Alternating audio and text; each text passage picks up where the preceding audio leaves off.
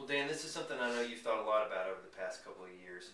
How has your perspective changed in regard to money? Uh, I think the big thing is I've realized a lot of times I ask the wrong questions. I look at the money that I have in the bank and I ask, can I do this?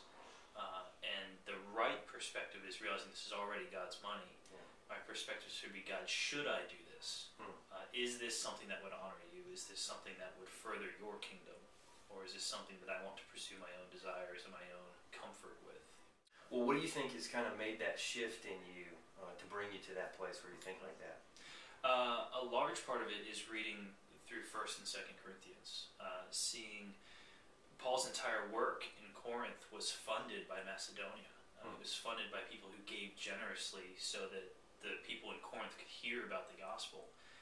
And while he's in Corinth, he challenges the Corinthians to give to poor Christians in Judea who they will never meet, have never met, don't even know anything about. There's just somebody Paul's talked about.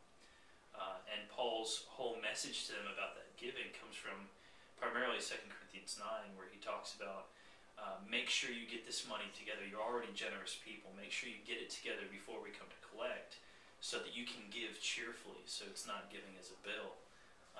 And it's made me think, it's not at the end of the day or right before Sunday that I should be looking at what I can or should give. It's as soon as I get my paycheck. I should be looking at, God, how do you want me to use this?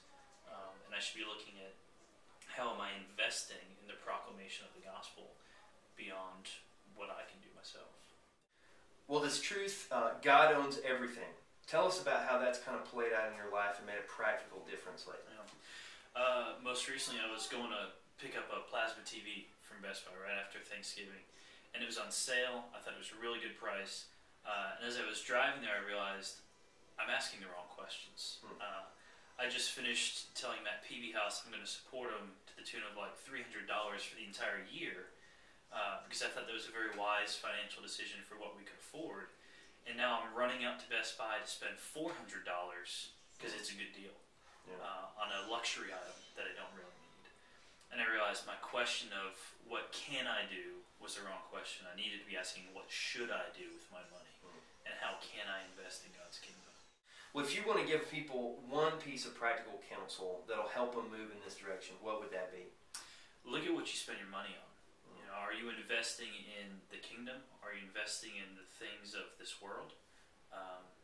Are you using your money to further the kingdom of God? Or are you using it to kind of pad your own life with things that make you comfortable or things that you think you should have because we live in a very consumeristic culture?